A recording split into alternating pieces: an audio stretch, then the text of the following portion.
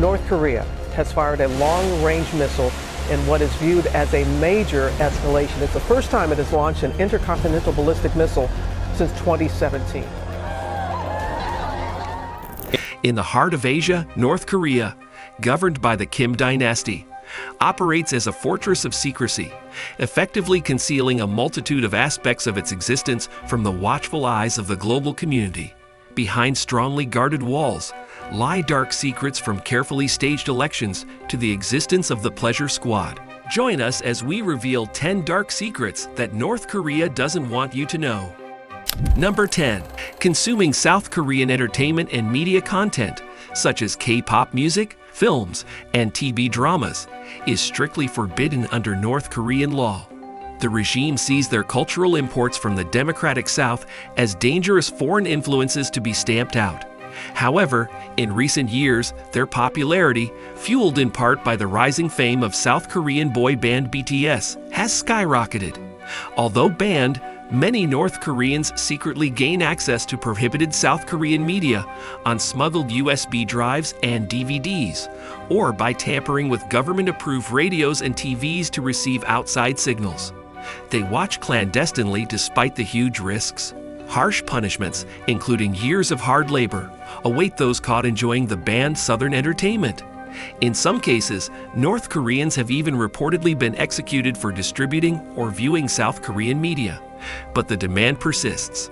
The regime has responded by cracking down harder than ever before, upgrading surveillance to detect signals, raiding homes for contraband, and publicizing severe sentences. Yet South Korean pop culture continues proliferating among North Korean youth, attracted to it over state propaganda. Number 9. Kim Dynasty personality cult. The North Korean regime relentlessly promoted an extensive personality cult surrounding the Kim Dynasty dictators.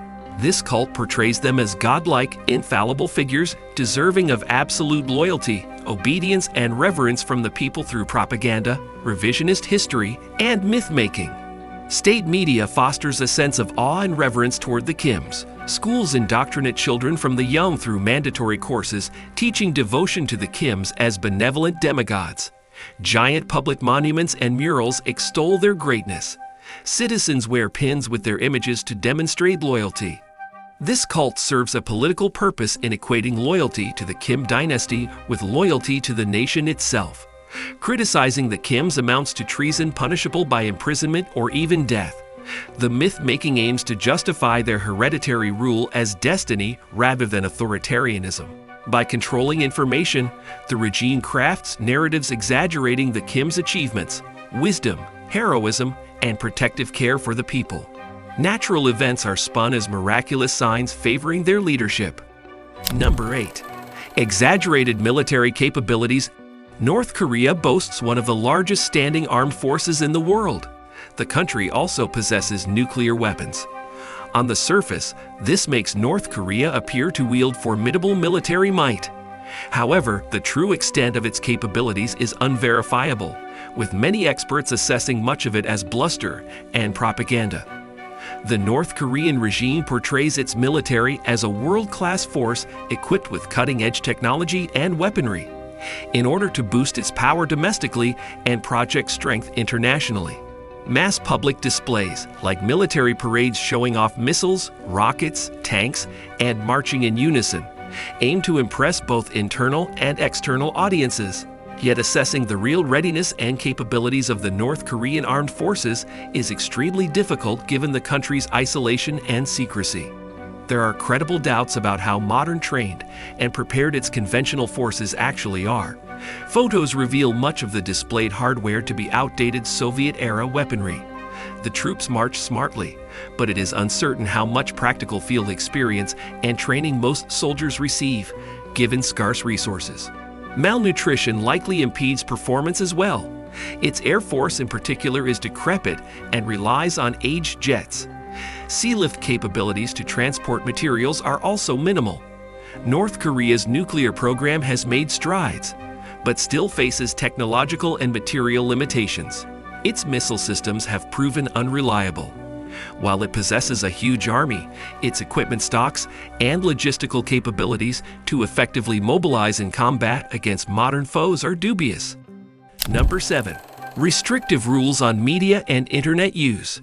North Korea strictly controls and censors all media and internet access for its citizens as part of the regime's totalitarian attempts to isolate the population from foreign influences and maintain power through propaganda. Violating the restrictive rules on media usage can result in severe punishments. Owning simple radios requires official approval, and tuning into unauthorized foreign broadcasts is banned. Those caught listening to overseas radio risk fines, forced labor, torture, and even public execution as punishment. Possessing illegal foreign films and dramas also leads to strict discipline. Internet access for the masses is non-existent.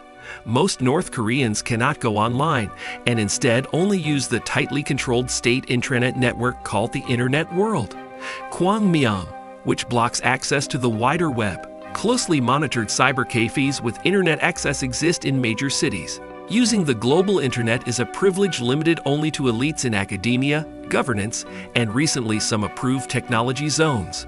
Strict surveillance reigns, and accessing non-state, approved websites or content could mean being sent to a concentration camp. Emailing, participating in online forums, or editing collaborative sites like Wikipedia are all prohibited for North Koreans. Posting anti-regime content would be a fatal offense. The North Korean intranet only permits access to approved websites with state-sanctioned content. Number 6. Child labor. Child labor is widespread in North Korea, despite the state officially adhering to the UN Convention on the Rights of the Child and having laws prohibiting child labor. Economic realities lead to children often working long hours performing hard physical tasks in hazardous conditions, providing cheap labor to maintain the functions of the impoverished country. The chronic food shortages have compelled many children to forego education in order to earn income to support themselves and their families. This includes tasks like vending in markets, rag picking, and begging. Many end up being subjected to forced labor with no protections. Younger children are sometimes kept out of school to serve as caregivers for siblings while parents work. During harvest times, schools often order students to leave classes temporarily to work on farms and agricultural operations as extra labor. Students as young as 10 may spend months away from school tilling fields, weeding, gathering crops by hand, carrying heavy loads, and other back-breaking work. Orphan children are especially vulnerable to exploitation as child laborers. Homeless street children, known as kajabi, often work in construction, transportation, mining, and other hazardous sectors, seeking means of basic survival. There are also reports of child trafficking from North Korea to China involving forced labor in brothels and cybersex operations. Number 5. Banned international phone calls. Making an unauthorized international phone call is strictly prohibited for all North Korean citizens and can result in severe punishments, including imprisonment or even death. The regime isolates its population to prevent foreign influences. Calls abroad are reserved only for senior officials and statesmen, not regular citizens. Unauthorized calls are seen as defying the regime's information blockade to reach the outside world. Simply communicating with relatives who defected could lead to getting arrested as a traitor. Any unauthorized international phone call attempts get traced back, and both the caller and receiver face harsh consequences. Entire families can be implicated as foreign colluders and sentenced to brutal prison labor camps for the mistakes of one member. The fear of brutal punishments for calling abroad maintains North Korea's isolation. The regime treats any foreign interaction without state approval as ideological contamination, threatening its propaganda monopolization of the people. Number 4. Failing public health system despite boasting of providing free universal health care. The reality is that North Korea's public health system is in a state of extreme neglect and disrepair. The lack of infrastructure, medicine, and staff has led to entirely preventable health crises that the regime tries to conceal from the world. Access to basic medicines like antibiotics and painkillers is erratic, forcing North Koreans to turn to the black market or herbal remedies. Healthcare facilities outside Pyongyang lack electricity, sanitation, and medical equipment. Preventable diseases like tuberculosis have resurged. Chronic malnutrition is widespread, leading to developmental problems in children. Poor water quality and inadequate sewage systems frequently cause outbreaks of diseases like typhoid. Many hospitals cannot even provide running water or heating in winter. While North Korea claims health achievements match developed nations, defectors describe needless suffering and deaths under a crumbling health system. The human costs of the regime's economic failures and distorted priorities become evident, but it continues putting political objectives and military might over the welfare of its own citizens. Number 3. Power shortages. North Korea suffers from chronic electricity shortages that perpetually leave its cities shrouded in darkness at night compared to the brightness of China and South Korea's nighttime cityscapes vividly seen in satellite images. Blackouts and brownouts are common occurrences for North Korean citizens used to irregular power supplies. The North Korean regime officially proclaims 100% electrification of households. But in reality, daily life is hampered by frequent disruptions to the dilapidated power grid. Thermal coal plants that are past their service lifetimes and prone to breakdowns provide most of the country's electricity. Built in 1987, the Puchang power plant that supplies Pyongyang suffers from outdated Soviet-era technology and insufficient maintenance. Other cities receive even less steady electricity. Daily outages last 3 to 12 hours, forcing offices and factories to close. Those who can afford it use solar panels, batteries, and generators. Particularly during winter, when demand spikes, power cuts become longer and more frequent. In 2015, North Korea reported massive power plant damage due to too much rain. Provinces outside Pyongyang had no power for months, forcing greater reliance on firewood. Number 2. Hidden wealth of the elites in stark contrast to the poverty afflicting ordinary North Korean citizens. The ruling elite leads surprisingly luxurious lifestyles, secretly acquiring wealth and living in relative opulence.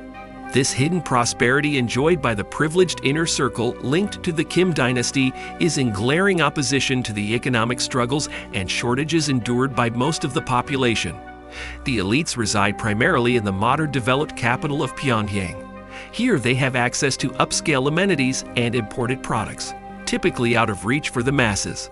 Luxury high-rise apartments, expensive electronics, designer clothing, jewelry, Western cuisine, and fine imported spirits are some of the trappings of wealth flaunted by the upper echelons. They frequent exclusive supermarkets stocked with quality foreign goods and prohibited outside media.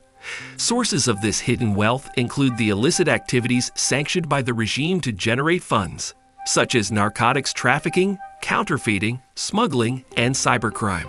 The elites creaming off profits from these schemes enrich themselves immensely.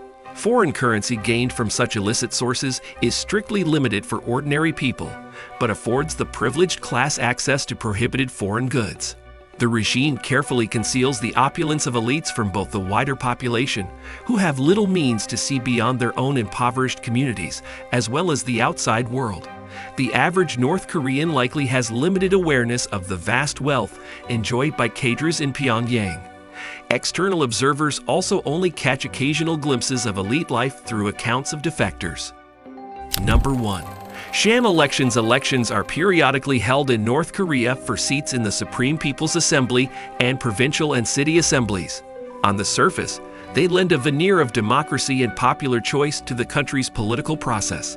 However, the reality behind these elections is that they are elaborate shams designed to reinforce the power of the ruling regime, rather than genuinely represent the will of the people.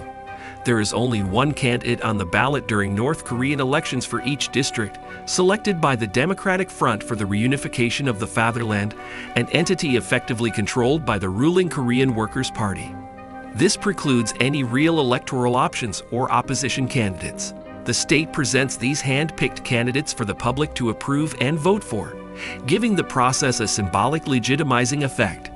Not only is there no choice of candidates, but abstaining from voting altogether is strictly forbidden. Voting is mandatory for all eligible citizens.